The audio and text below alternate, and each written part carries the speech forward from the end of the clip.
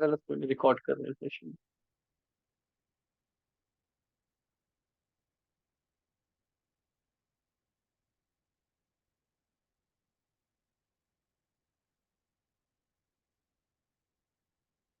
ये screen visible है मेरी, ठीक है। कल हमने types of functional non functional testing पढ़ा था। टेस्ट केस डेवलपमेंट कर चुके हैं। टेस्ट मैनेजमेंट पढ़ लिया था। डिफेक्ट ट्रैकिंग, ठीक है। आज इंपॉर्टेंट टॉपिक है डिफेक्ट ट्रैकिंग। इंटरव्यू में इससे बहुत क्वेश्चंस आते हैं। मेरी वॉइस क्लियर है सबको? ठीक है। सो defect, bug is the informal name of a defect which means a software or application is not working as per the requirement। ये सबको क्लियर है कि जो बग होता है,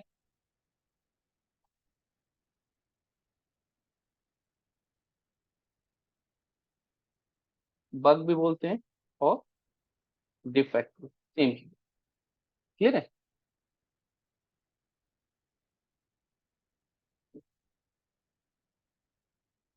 ये चीज क्लियर है। अब while testing the application or executing the test case, the test engineer may get the expected result, ठीक है, expected result as per the requirement, and the bug had various names in different companies such as error, issue, problem, fault and mistake। Clear है? ये चीज clear है कि bug arise कब होते हैं? जब एप्लीकेशन में कोई फॉल्ट होता है। आपको बग मिल गया, उसके बाद आपको करना क्या है, ये इंपॉर्टेंट है। क्लियर है? तो बग किस वजह से आता है? रॉन्ग कोडिंग, मिसिंग कोडिंग और एक्स्ट्रा कोडिंग। रॉन्ग कोडिंग का मतलब होता है कि आपने कुछ कोड करना था और वो गलत कर दिया। जैसे एग्जांपल यह कि जीमेल के एप्लीकेशन में इनबॉक्स क्लिक करने पे इनबॉक्स क्लिक करना था और ड्राफ्ट का ओपन हो रहा है, तो वो गलत है। मिसिंग कोडिंग की कोई रिक्वायरमेंट थी, वो फीचर एड ऑन होना चाहिए था, वो काम करना चाहिए था, वो नहीं कर रहा है। एक्स्ट्रा कोडिंग, सपोज कोई नेम या फील्ड या कोई ऐसा ऑप्शन था जो वहां पे नहीं दिखना चाहिए था, या पासवर्ड का ऑप्शन है, तो कुछ ऐसा ऑप्शन है जो नहीं दिखना चाहिए था वो भी दिख रहा है। तो कॉपी पेस्ट करने में ऐसी चीज हो जाती है। या कोई फीचर था पार्टिकुलर क्लाइंट के लिए ऑफ होना चाहिए था, वो भी दिख रहा है। That is called extra coding. तो ये रीजन है। क्लियर है? अब कुछ टूल्स आते हैं, मार्केट में कुछ टूल्स आते हैं। किसी भी कंपनी में आप जाओगे तो उनका जो प्रोसेस होता है वो ऑटोमेटेड प्रोसेस होता है। जैसे अभी हम एक्सेल में कर रहे हैं ना, मोस्टली कंपनीज जो स्मॉल स्केल पे हैं वो एक्सेल में करती हैं। जैसे जैसे सॉफ्टवेयर लार्ज हो जाते हैं, टूल्स का यूज करना स्टार्ट करते हैं। टूल्स में क्या होता है? जैसे एक्सेल है, एक्सेल में खुद से रिपोर्ट बनानी पड़ती है, ठीक है। खुद से चेक करना पड़ता है कि इसका स्टेटस क्या है, कैसा है, अपडेट करना है, फिल्टर लगाने हैं। तो वो सारे चीजें ऑप्शन उन टूल्स में यूज होती है। कुछ टूल्स यूज होते हैं जैसे जीरा। जीरा एक एजाइल सपोर्ट करने वाला भी टूल है। उसमें भी ऑप्शन होता है क्या? टेस्ट केस लिखने का, ठीक है, और बग लॉक करने का, कि जीरा पे कैसे बग को लॉक किया जाता है। लॉक मतलब रिपोर्ट करना, LOG लॉक। कोई डिफेक्ट आ गया है, आपको क्या करना है? डिफेक्ट को लॉक करना है, बताना है टीम को कि डिफेक्ट आ गया। क्लियर है? बगजिला, रेडमाइन, मेंटिस, ट्रैफिक, ये अलग अलग सॉफ्टवेयर हैं।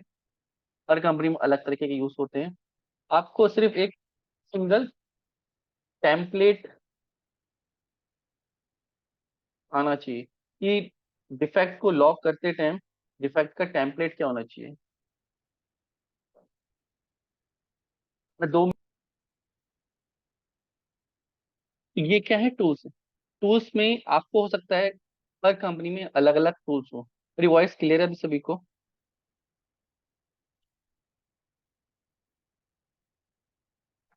ठीक है, अनम्यूट। टूल्स क्या है? ठीक है, एक स्ट्रक्चर्ड वे बना गया। अब टूल्स में आपको क्या सीखना है? आपको बेसिकली डिफेक्ट लॉक करने के लिए उसका टेम्पलेट आना चाहिए, ठीक है। अब उस टेम्पलेट में क्या क्या होता है? जैसे हमने टेस्ट केस लिखे थे, टेस्ट केस टेम्पलेट में हमने एक डिफेक्ट का भी बनाया था, इसमें है टेम्पलेट में, ये बच्चों वाला है। मैं आपको जीरा पे भी दिखाऊंगा ये, जैसे ये है। तो डिफेक्ट में आपको क्या क्या बताना होता है? सीरियल नंबर, ठीक है, डिफेक्ट की आईडी, डिफेक्ट का डिस्क्रिप्शन, डिफेक्ट किस बारे में है, हम क्या नहीं कर पा रहे हैं, या कुछ एक्स्ट्रा हो रहा है, क्या गड़बड़ हो रहा है, इसके बारे में डिस्क्रिप्शन देना। टेस्ट डेटा, टेस्ट डेटा का मतलब है, अब ये बहुत इंपॉर्टेंट है कि आपने कोई भी एप्लीकेशन को चेक किया, ठीक है, उसके लिए आपने कौन सा यूजर यूज किया है, या और कुछ डेटा है, लॉगिन से हटके कोई और है, लोन का है, तो किस पार्टिकुलर पर्सन के लिए आपने अप्लाई किया था, या कौन सी टर्म एंड कंडीशन थी, उसे बोलते हैं टेस्ट डेटा। जब आप टेस्टिंग कर रहे थे तो किस डेटा को यूज कर रहे थे। कभी कभी होता है कि पार्टिकुलर डेटा पे एरर आ रही होती है, क्लियर, किसी पार्टिकुलर यूजर पे आ रही होती है, टेस्ट डेटा हमेशा मेंशन करना है। टेस्ट डेटा क्या है, कि आपने टेस्टिंग करते समय किस डेटा का यूज किया था, क्लियर। नेक्स्ट है इन्वायरमेंट। अब टेस्टिंग करते टाइम जो टेस्टर होते हैं वो टेस्ट सर्वर पे कर रहे होते हैं टेस्टिंग, तो टेस्ट सर्वर का यूआरएल। इसके बाद जब वो टेस्टिंग टेस्ट सर्वर पे जाती है, तो कभी हम स्टेजिंग सर्वर पे भी टेस्टिंग करते हैं कि डिफेक्ट कहाँ पे मिला है, हमें कौन से सर्वर पे मिला है, प्री प्रोडक्शन सर्वर, क्या सीधे प्रोडक्शन सर्वर का डिफेक्ट है, ताकि उसको रेप्लिकेट किया जा सके। जो पहले उसको ठीक करने की कोशिश करेगा, पहले उसको री रेप्लिकेट करने की कोशिश करेगा, उसको फाइंड करने की कोशिश करेगा, अपने सिस्टम पे चेक करेगा पहले। वो चेक करते समय ये अलग अलग सर्वर हैं, जहां तक कोड पहुंचा होगा, जिस कोड में एरर आ रही होगी, तो वो यूआरएल आपको देना होता है। सपोज नया ही कोड था, टेस्ट सर्वर में था, तो कोई इसको स्टेजिंग सर्वर में करेगा तो वहां नहीं मिलेगा एरर, तो यहीं तक पहुंचा है वो कोड, क्लियर है। तो कौन से इन्वायरमेंट पे, कौन से सर्वर पे क्या हो रहा है, टेस्टिंग हो रही है, वो इंपॉर्टेंट है। फिर ब्राउजर डिफेक्ट, कभी कभी ब्राउजर स्पेसिफिक भी आते हैं, ठीक है। सपोज क्रोम में कोई डिफेक्ट आ रहा है, ठीक है, आपने दूसरे ब्राउजर में चेक किया, दूसरे ब्राउजर में भी एरर आ रहा है, तो ब्राउजर स्पेसिफिक टेस्ट नहीं है, ठीक है, वो सब ब्राउजर पे आ रहा है, तो आप ऑल लिख दोगे। तो मल्टीपल ब्राउजर पे आप टेस्ट करके देखती हो कि ऐसा तो नहीं है सिर्फ क्रोम पे इशू आ रहा है, कहीं और पे नहीं आ रहा है, क्लियर। प्रायोरिटी, प्रायोरिटी अभी हम डिफाइन करेंगे, प्रायोरिटी P1 P2 P3, ठीक है। डिफेक्ट लॉग बाय, इसने रिपोर्ट किया है डिफेक्ट, वो भी मेंशन किया जाता है, ताकि अगर रेप्लिकेट ना हो तो इस पर्सन से कांटेक्ट किया जा सके कि इसको ये डिफेक्ट कैसे मिला। बग ट्रैकिंग, हर बग की ट्रैकिंग होती है। अभी क्या है, डेवलपर राहुल के पास है, ठीक होने गया डिफेक्ट, ठीक है, तो किसके पास है डिफेक्ट, जब टेस्टर उसको ढूंढ रहा होता है तो टेस्टर के पास होता है। टेस्टर ने डिफेक्ट लॉक कर दिया, मैनेजर के पास भेज दिया, मैनेजर ने फिर से डेवलपर के पास भेज दिया, तो हमें उससे स्टेटस पता लगता है कि वो डिफेक्ट किसके पास है, अभी किसके पास कितने डिफेक्ट हैं, तो इससे एस्टिमेशन भी होता है वर्क का।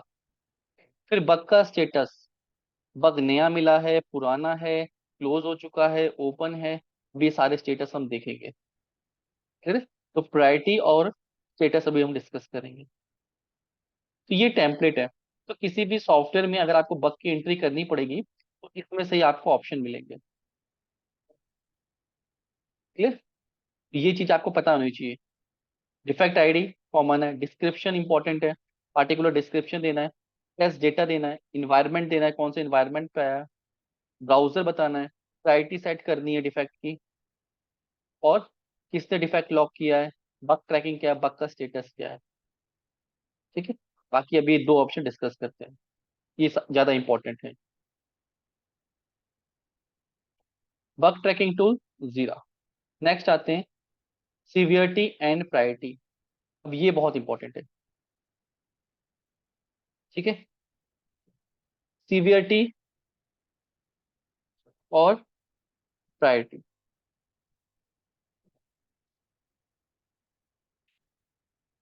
डिफेक्ट में अगर हमारे इसमें टेम्पलेट में सीवियरिटी नहीं था, सीवियरिटी बहुत कम यूज होती है। सीवियरिटी का मतलब होता है S1, S2, S3, S4। अब इस S1 S2 का मतलब क्या है? सीवियरिटी का मतलब है कि डिफेक्ट का इम्पैक्ट एप्लीकेशन में कितना ज्यादा है। क्या बताया मैंने? कि डिफेक्ट कितना ज्यादा सीवियर है। क्लियर है? तो ज्यादा सीवियर जो डिफेक्ट होगा उसको पहले रिजॉल्व किया जाएगा। ये चीज क्लियर हो गई? क्लियर है? सीवियरिटी बताती है इम्पैक्ट। ठीक है। प्रायोरिटी बताती है कि किसको पहले सॉल्व करना है। P1, P2, P3, P4। ठीक है। सीवियरिटी बहुत कम यूज होती है, एजाइल में प्रायोरिटी ही यूज होती है। सीवियरिटी प्रायोरिटी मिल भी जाती है, मतलब एक ही में अगर प्रायोरिटी डिफाइन कर रहे हैं तो जो ज्यादा सीवियर है उसको ज्यादा प्रायोरिटी दे देते हैं। ये प्रायोरिटी समझनी है आपको। प्रायोरिटी में क्या? P1, P2, P3, P4। Clear है? अब P1 किसको बोलेंगे? ऐसा डिफेक्ट जिससे वेबसाइट की फंक्शनैलिटी ब्लॉक हो गई, ब्लॉक लेवल डिफेक्ट कहते हैं। क्या बताया मैंने? किसी भी एप्लीकेशन की फंक्शनैलिटी ब्लॉक हो गई तो P1 है। सपोज मैं लॉगिन करने गया और लॉगिन नहीं हो रहा है। दूसरा, ऐड टू कार्ट करने गया, एलिमेंट ऐड टू कार्ट नहीं हो रहे। पेमेंट करने गया, पेमेंट नहीं हो रही है। चेकआउट करने गया, चेकआउट नहीं हो रहा है, कि वो फंक्शनैलिटी चल ही नहीं रही है। तो उसको हम क्या बोलेंगे? P1 defect. P1 डिफेक्ट सबसे ज्यादा सीवियर होते हैं, सबसे ज्यादा इंपॉर्टेंट होते हैं। अगर टेस्ट, अब कौन प्रायोरिटी बताता सेट करता है? टेस्टर। अगर आपने कोई भी P1 डिफेक्ट रेस कर दिया, P1 का मतलब है कि सेम डे में इसको ठीक करके, इसका कोड करके इसको भेजना है। P1 मतलब प्रायोरिटी इसकी सबसे ज्यादा है। तो डेवलपर कुछ भी काम कर रहा होगा, नो मैटर व्हाट्स, उसको इस P1 को सही करना पड़ेगा। क्लियर है? तो इतना ज्यादा इम्पैक्ट होता है इसका। मतलब सेम डे, आज या कल में, किसी भी हालत में सब कुछ काम छोड़ के इस P1 डिफेक्ट, क्योंकि ये पूरी वेबसाइट पे इम्पैक्ट कर रहा है। क्लियर?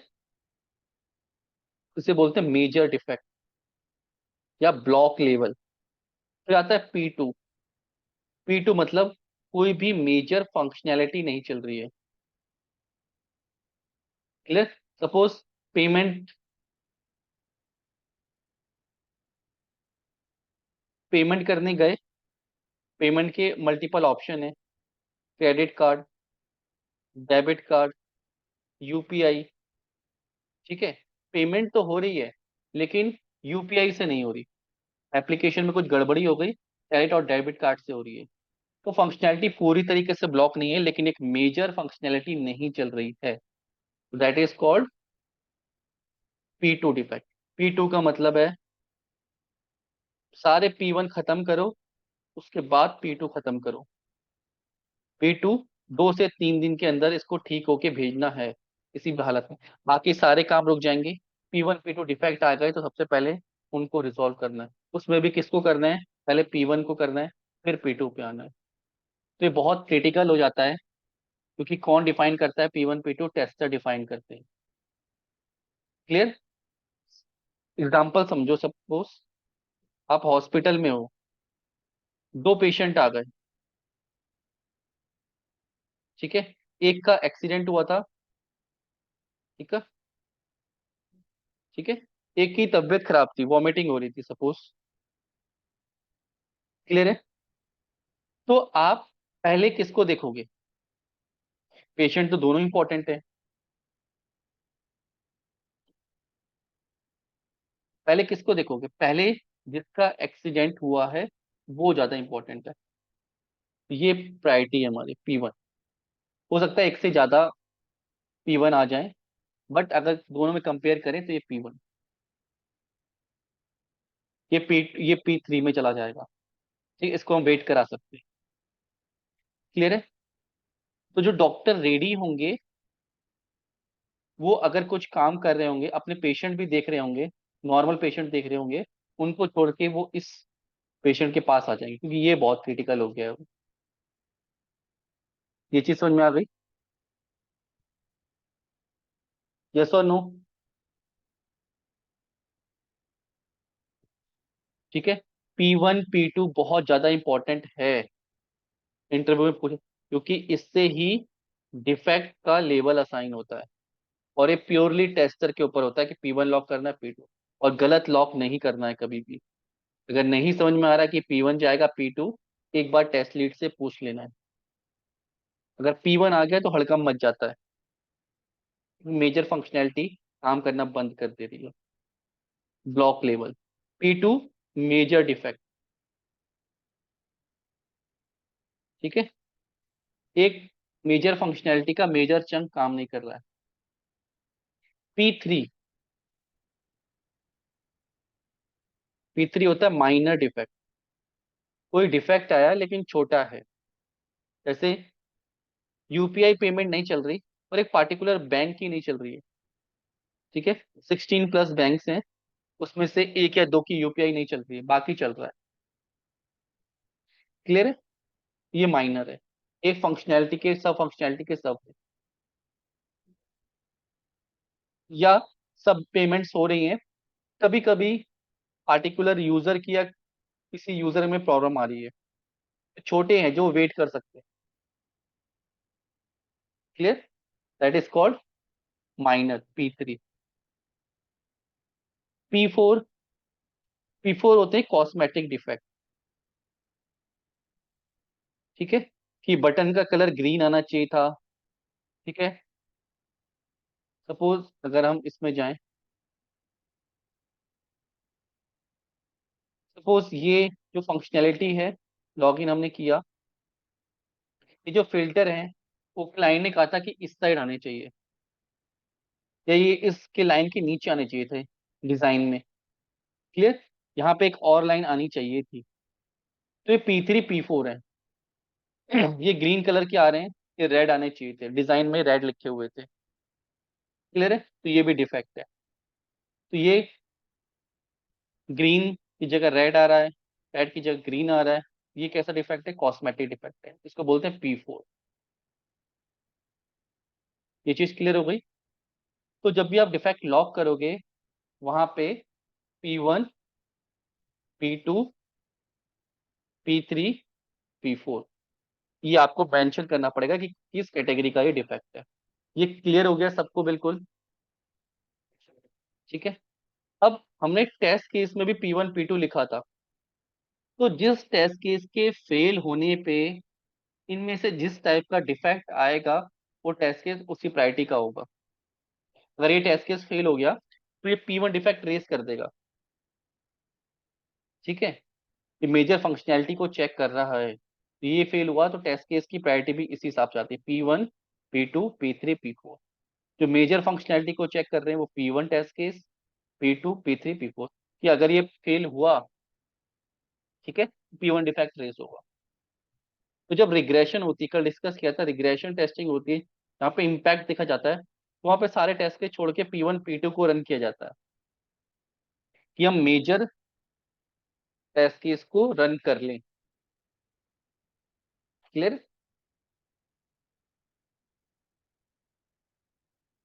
ये चीज समझ में आ गई?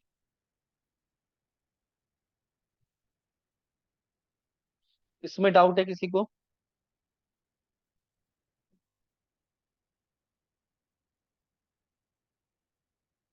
ये सबको क्लियर है? ठीक है।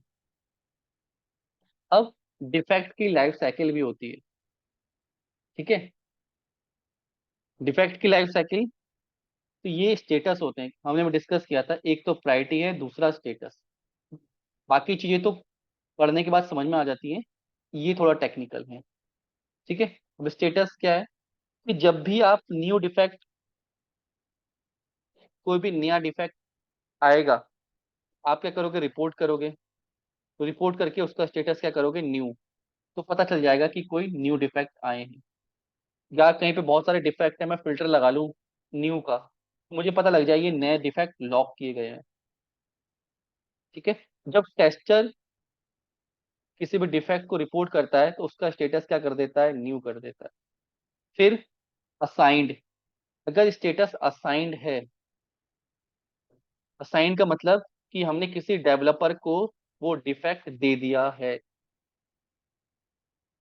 क्लियर। तो अगर मैं फिल्टर लगाऊंगा, कोई भी मुझे देखना है कि कोई न्यू डिफेक्ट है वहां पे, तो हाँ, मुझे 4 नए डिफेक्ट दिख रहे हैं, इनको असाइन कर दो। तो मैनेजर को रिपोर्टिंग में वो हेल्प करता है। तो वहां पे दिख रहा है कि हाँ, 4 डिफेक्ट हैं, इनको असाइन कर देते हैं। क्लियर। जब डेवलपर को असाइन हो जाता है, जब डेवलपर उसको ठीक करने बैठता है, तो उसका स्टेटस क्या कर देता है, ओपन, कि डिफेक्ट ओपन है और डेवलपर इसको फिक्स कर रहा है, आज या कल में जब भी करेगा। क्लियर है। जब डेवलपर उसको फिक्स कर लेता है, सर्वर पे भेज देता है, उसका स्टेटस क्या कर देता है, फिक्स्ड। इसका मतलब कि डेवलपर ने डिफेक्ट को ठीक कर दिया है। ठीक है। तो टेस्टर के पास रिपोर्ट आती है, रिफ्रेश करता है रिपोर्ट, उसमें अगर डिफेक्ट का स्टेटस फिक्स्ड है, इसका मतलब कि टेस्ट डेवलपर ने उसको फिक्स कर दिया है। अब टेस्टर उसको रीटेस्ट कर सकता है, दोबारा से टेस्ट कर सकता है कि वो ठीक है नहीं है। कोई बताने नहीं आता है आपको कि डिफेक्ट फिक्स हो गया है, ठीक कर लो। सिर्फ स्टेटस अपडेट किए जाते हैं ताकि पूरी टीम अवेयर रहे। क्लियर। फिक्स्ड, फिक्स के बाद पेंडिंग रीटेस्ट। जैसे ही फिक्स्ड होता है, तो जो टेस्टर होता है उसका स्टेटस क्या कर देता है, पेंडिंग रीटेस्ट, ये रीटेस्टिंग के लिए पेंडिंग है। ठीक है। रीटेस्ट। अब जब रीटेस्ट कर रहा होता है तो उसका स्टेटस क्या कर देता है, रीटेस्ट। क्लियर। अब रीटेस्ट करने के बाद अगर डिफेक्ट सही चल गया, उसका स्टेटस क्या, वेरीफाइड। और वेरीफाइड के बाद क्या कर देता है, क्लोज, कि टेस्टर ने वेरीफाइड कर दिया है, वो ठीक चल रहा है, बाद में डिफेक्ट को क्लोज। क्लोज मतलब डिफेक्ट आया था, डेवलपर के पास गया, असाइन हुआ, स्टेटस हुआ उसका चेंज हुआ, रीटेस्ट के लिए आया, वेरीफाई हुआ, क्लोज हो गया।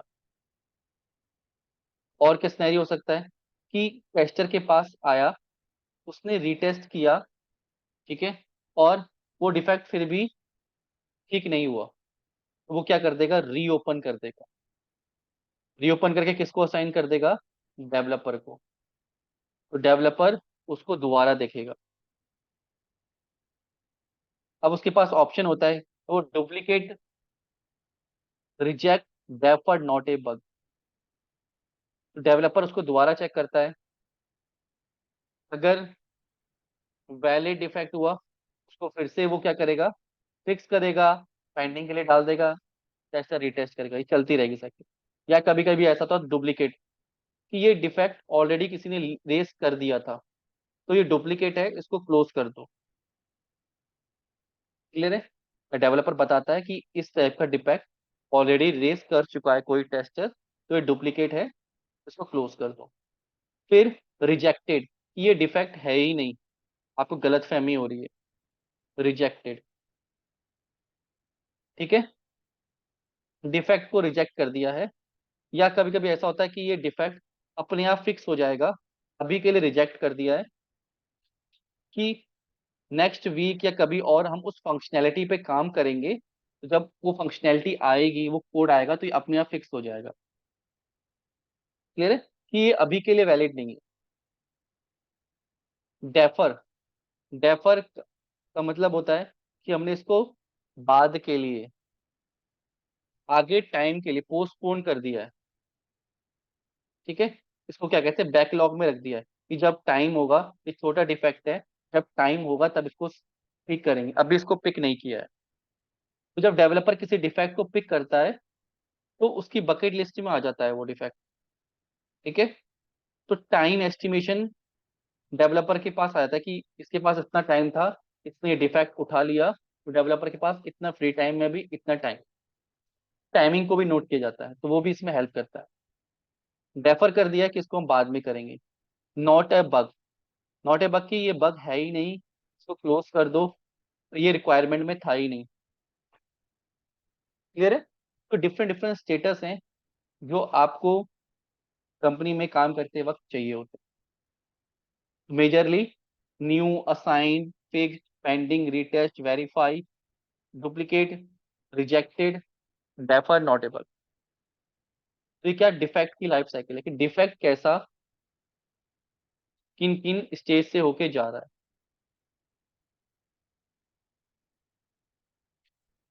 ये क्लियर हो गया।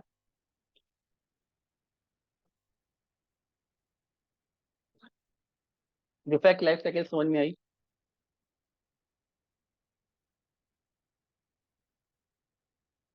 हाँ, डिफेक्ट लाइफ साइकिल पूछी जाएगी।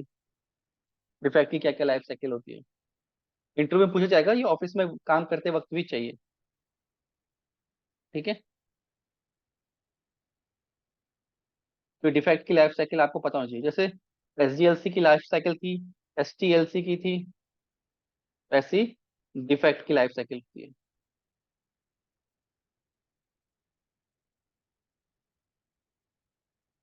ठीक है। नेक्स्ट आते हैं, मैंने बंद कर दिया था क्या, अभी करेंगे, जीरा पे भी आएंगे, एजाइल करेंगे ना उसके बाद आएंगे। एजाइल में मैं आपको यूजर स्टोरी समझाऊंगा, टास्क समझाऊंगा, उसके बाद जीरा पे आएंगे। अ,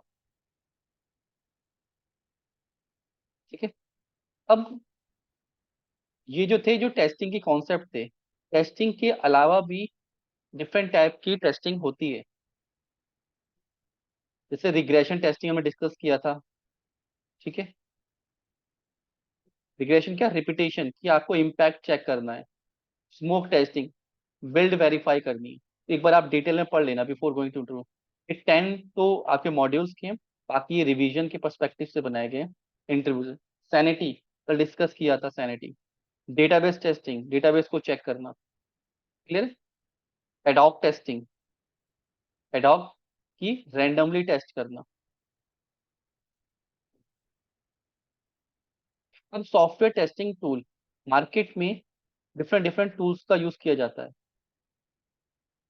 test management tool, test cases manage करने के लिए, बग ट्रैक करने के लिए, ऑटोमेट करने के लिए, performance testing, cross browser testing, integration unit, mobile. ठीक है। जीयूआई टेस्टिंग, सिक्योरिटी टेस्टिंग के अलग अलग टूल्स आते हैं। ठीक है। एक बार डिटेल में बनाया था मैंने कहीं, हाँ। से test management tool, quality central, RTS, test pad, test monitor, practice test, ये कुछ टूल्स आते हैं जो कंपनी में यूज होते हैं। Test management tools to keep track of testing activities, data analyse करने के लिए, मैनेज करने के लिए, तो ज्यादातर मैनेजर इनको यूज करते हैं। ठीक है। बग रिपोर्टिंग के टूल टेस्टर्स यूज करते हैं। रिपोर्टिंग किसके पास जाती है, मैनेजर के पास जाती है। Jira, Bugzilla, BugNet, Redmine, Mantis, Trac, backlog, ये क्या है, डिफेक्ट ट्रैकिंग के टूल हैं। ऑटोमेशन के टूल, ऑटोमेट करने के लिए मल्टीपल टूल यूज होते हैं। Selenium, Watir, QTP, Telerik, Testium, Applitools. ठीक है। एपीएम भी आता है मोबाइल टेस्टिंग के लिए। परफॉर्मेंस टेस्टिंग को करने के लिए लोड रनर, अपाची जे मीटर। ठीक है। वेब लोड, तो ये कुछ टूल्स हैं। ये किसके लिए होते हैं, परफॉर्मेंस टेस्टिंग के लिए। Cross browser testing, multiple browser पे टेस्टिंग करने के लिए LambdaTest, Sauce Lab, cross browser testing tool, BrowserStack. Unit testing, NUnit, JUnit TestNG, PHPUnit. ठीक है। पाई टेस्ट, पाइथन का पाई टेस्ट आता है। जे यूनिट और टेस्ट एनजी जावा के हैं। एन यूनिट डॉट नेट का है। पीएचपी यूनिट है, ये मॉक मुझे नहीं पता किसका है। पाइथन का आता है, उसमें पाई टेस्ट आता है। ठीक है। पाई टेस्ट हम पढ़ेंगे यूनिट टेस्टिंग के ऊपर। मोबाइल टेस्टिंग के लिए एपीएम। ठीक है। Test Roy, test complete, testing board, ये सारे टूल्स आते हैं किसके लिए, मोबाइल टेस्टिंग के लिए। कुछ टूल्स है ये भी यूज होते हैं, आपको एटलीस्ट इनके नाम पता होना चाहिए मेन में, कि सेलेनियम क्या है, ठीक है।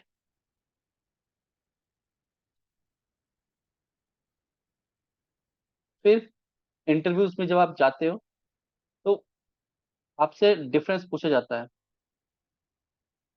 ऑटोमेशन टेस्टिंग और मैनुअल टेस्टिंग में डिफरेंस क्या है। तो ये लिखा गया है, quality assurance and quality control. अब इसको समझो, ये बहुत पूछा जाता है। क्वालिटी एश्योरेंस, क्यू ए और क्यू सी।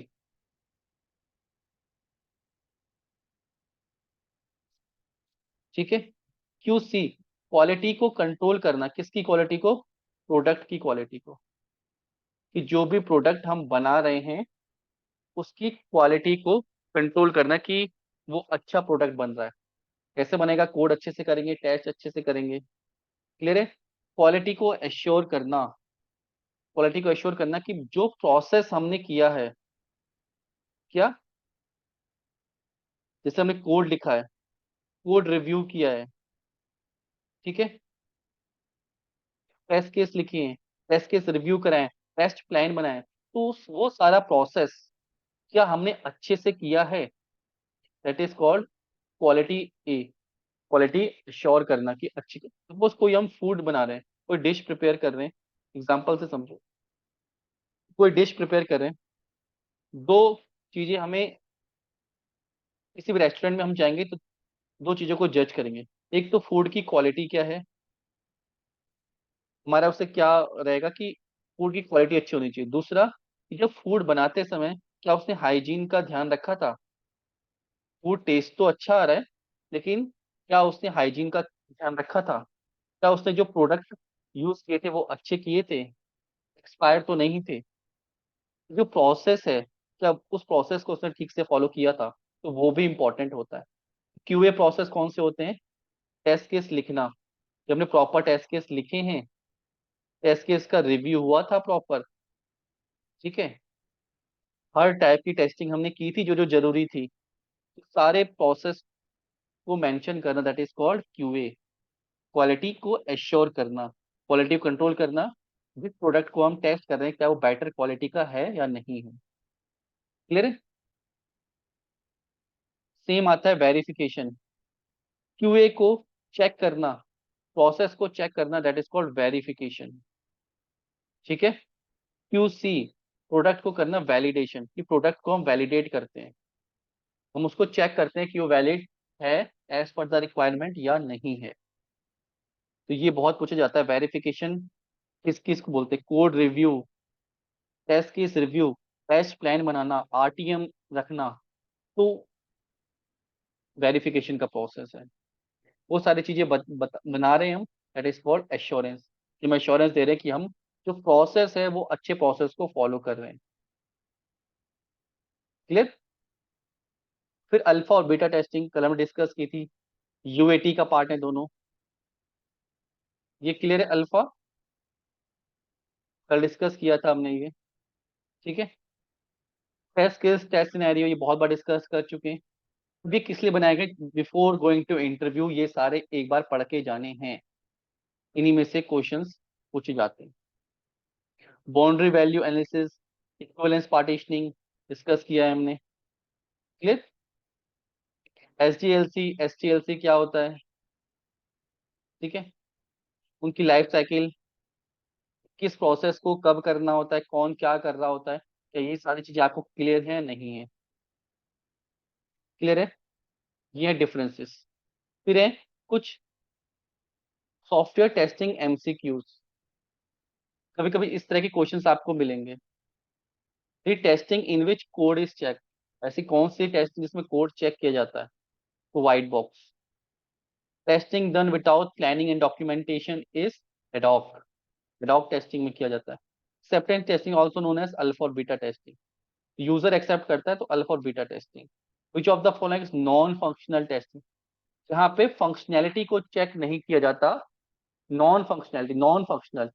परफॉर्मेंस में, परफॉर्मेंस में हम फंक्शनैलिटी को नहीं, लोड को चेक कर रहे होते हैं, वेबसाइट की स्टेबिलिटी को चेक कर रहे होते हैं। ठीक है। ऐसे ही कुछ क्वेश्चंस बने, ये आपको रीड करने हैं। कुछ हैं अराउंड 2022, ठीक है, इनको पढ़ना है आपको। किसी में डाउट होगा पूछना है। कुछ इंटरव्यू क्वेश्चंस हैं,